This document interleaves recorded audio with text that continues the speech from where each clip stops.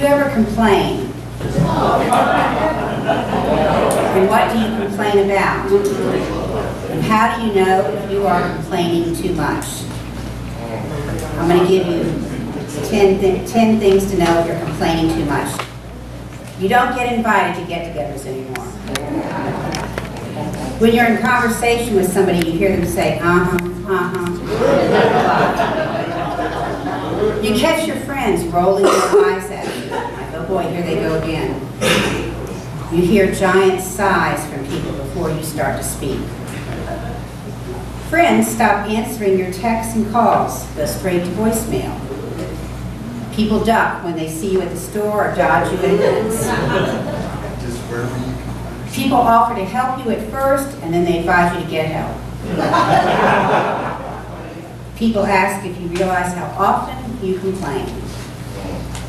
Folks stop offering ideas and advice because you never take it anyway.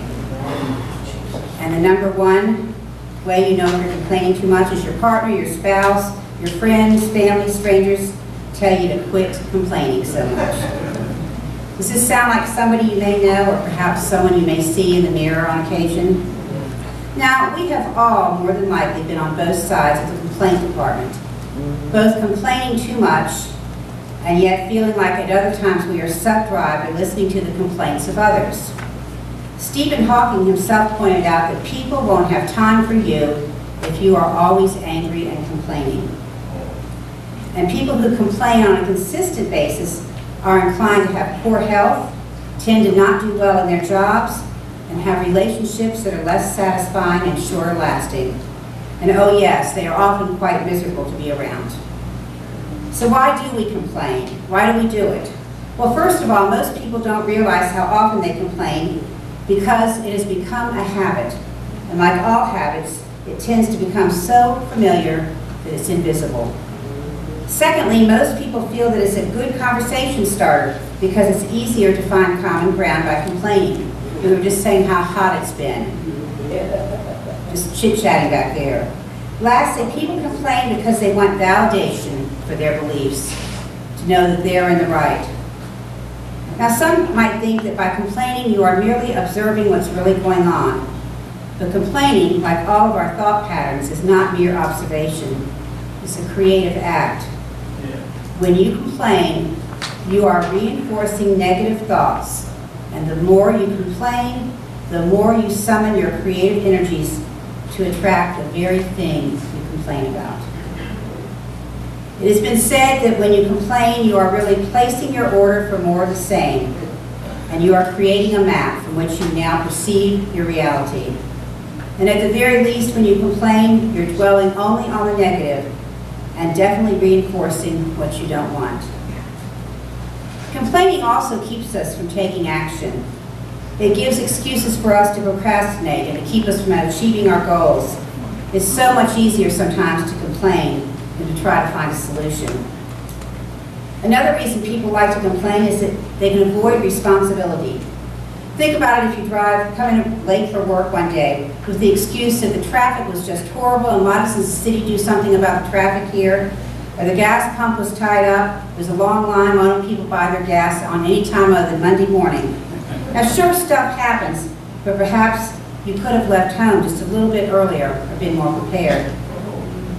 And the real danger for people who are constant complainers is that it traps them into a very negative reality, giving them more and more things to complain about. Often you hear them say things like, I never get any real breaks. I always have bad luck. Life seems totally and consistently unfair. God is surely picking on me, and God is certainly not listening to my prayers. The complainer's circumstances are always unfortunate and seemingly beyond their control. Which brings us to our story today about the beginning of the Israelites and their journey through the wilderness. They had been slaves in Egypt, living under harsh conditions. And then God sends Moses to lead them to freedom, to the promised land. It takes a while for Pharaoh to release the Israelites, and during that time the people witnessed many miracles and how God was making their freedom become a reality. After they fled Egypt and crossed over the Red Sea, and on the other side of the Red Sea, they celebrated their sudden freedom and God's victory over Pharaoh. They were doing victory dances. And our story takes place today, right after the Israelites have spent time in a wonderful oasis called Elim, where they had regained their strength and prepared for the journey ahead. But once they set out, they find themselves in a battle for survival. They were now out in the wilderness with little provisions. And even though God was leading the people, they did not trust God enough to know that God would provide for them and not let them starve. As their provisions began to run low and no food in sight, all they saw was that they were in a very difficult situation, and so they began to complain. Of course, they complained to Moses and Aaron. They even said it would have been better for them if they had stayed in Egypt, where they surely had plenty to eat and drink. Now, if you ever watched the reality TV series Survivor, anybody ever seen that before? It shows us what happens to groups of people when they are forced to survive difficult conditions together. They turn on each other quickly, especially when they're hungry and thirsty, and they all do quite a bit of complaining. And if truth be told, the harsh conditions in the desert, well, I believe there probably was a reason to complain. All that sand, traveling every day, packing up every morning, setting up tents every night. But is our story merely trying to tell us that these Israelites are a bunch of no-good complainers, and that this is just the beginning of God's trouble with them? Now God assures Moses that God's going to provide for the people. God said their complaints have been heard. In the evening they would have meat to eat, and in the morning they would have enough bread to satisfy their hunger. Perhaps the tired and hungry Israelites out in the wilderness with no roadmap needed to be reassured that God was going to be with them on this journey. They needed more than just a little pep talk. They needed God's promises that God will continue to provide for them. The people remembered how they had been slaves in Egypt for 400 plus years before God heard their cries and acted to liberate them. That's a long time, 400 plus years, and they had suffered under those harsh conditions. So perhaps the people were a little justified in worrying that God, whom they had only recently become acquainted with, may not be the steady and reliable type. So God responds to the people's need for assurance and for a promise. And God gave them a visible sign of God's presence and of God's provision and guidance. Bread would be provided, and they were to gather enough for one day, except on the sixth day they were to gather double, because the next day was the Sabbath day, which is a day of rest. And so it was. God provided food in the desert and would continue to do so until they entered the Promised Land. Throughout their wilderness journey to the Promised Land, God provided time and time again, and oftentimes used extraordinary measures when called for. And the people, well, they had to learn to trust in God, and it was not something that happened overnight. The journey from Egypt to the Promised Land should not have taken 40 years, and yet it did. Scripture tells us that Israel would soon learn that their wilderness is not empty, but is inhabited by the powerful presence of an all-powerful God. In the wilderness, in the midst of their concern for survival, God provided and gave the people what they needed for life. It is God who stepped in to provide the gifts of life, the manna and the bread from heaven. And how good it is to know always that God's grace is sufficient to fill any of our needs and to satisfy our own hunger and thirst. In the midst of their fear and anxiety and doubt, God does not reprimand the people for complaining and not trusting that they would be provided for. Instead, God says, okay, you'll stay in the wilderness for 40 years as you learn to lean on me and to trust in me. So I want to consider for a moment how a wilderness people with a wilderness perspective can impact their Promised Land experiences. Many of us in this room are bewildered by today's times. Our own private and collective fears seem to be acted out in increasingly violent and volatile ways. Our public discourse about everything from education to immigration to justice and human rights is diminished and tainted by cynicism and a sense of mean-spiritedness that comes from virtually every direction. In spite of our great abundance, our fears and anger, and yes, even our lack of faith, causes us to act as if we are living in a vast wilderness. And so we find ourselves in a vast wilderness of despair and desperation. We are the wilderness people living in the promised land. We live in a time when celebrity soundbite culture seems to rule the day. Important social and policy matters and even faith issues take a back seat to what's trending on Twitter or the latest selfie that's gone viral. Our attention spans and willingness to spend any quality time with family and friends has been diminished to the length of a text message or a comment on Facebook. Too many of us are living in the wilderness. God has supplied an abundance of bread and manna, and yet we act as if we are living with nothing.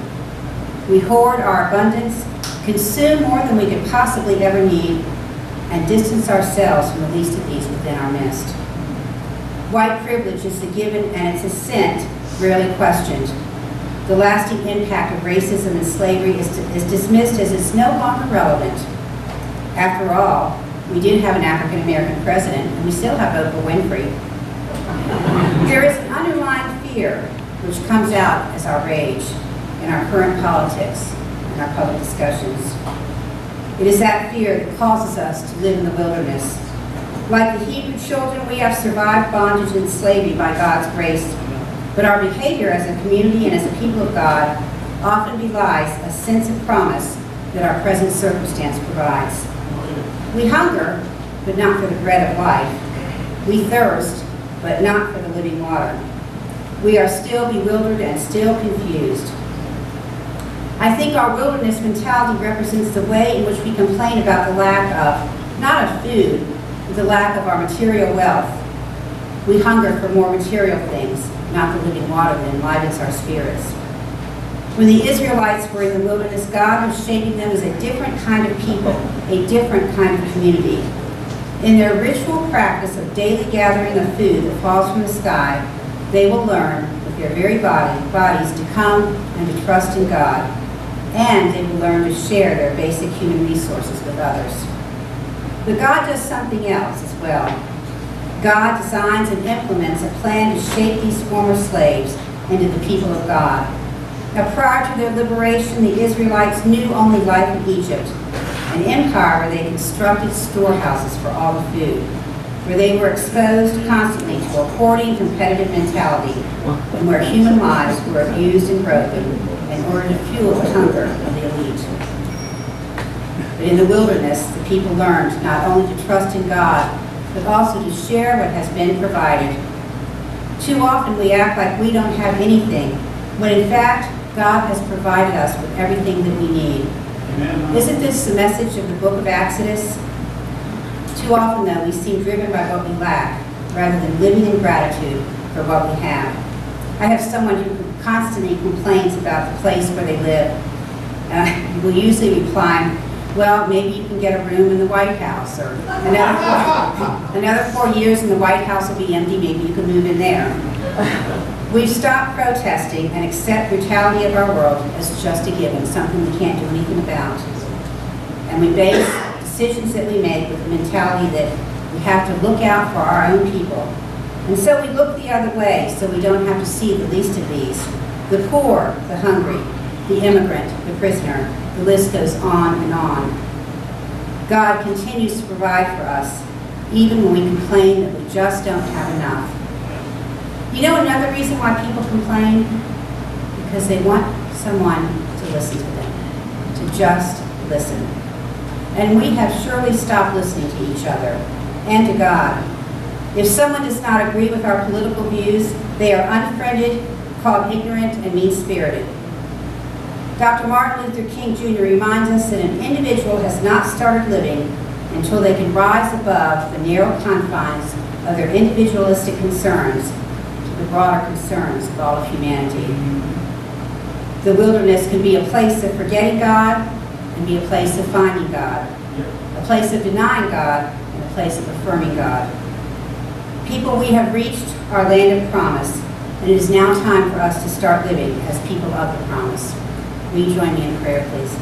Beloved God, we thank you for the Israelites and the lessons that they learned in the wilderness, that we can learn from them, look at their mistakes, look at the way they had to learn to trust on you, O God. I pray that you will watch over the people here today. If we are complainers, help us to instead Begin to give thanks for everything that we do have and not look at what we don't have or what we think we need. Let us know, oh God, that there always is somebody that's in a worse situation than we find ourselves in. I pray that we will be people that have a love for one another, a love for the least of these. And may we just go forth in Jesus' name. Amen. Thank you.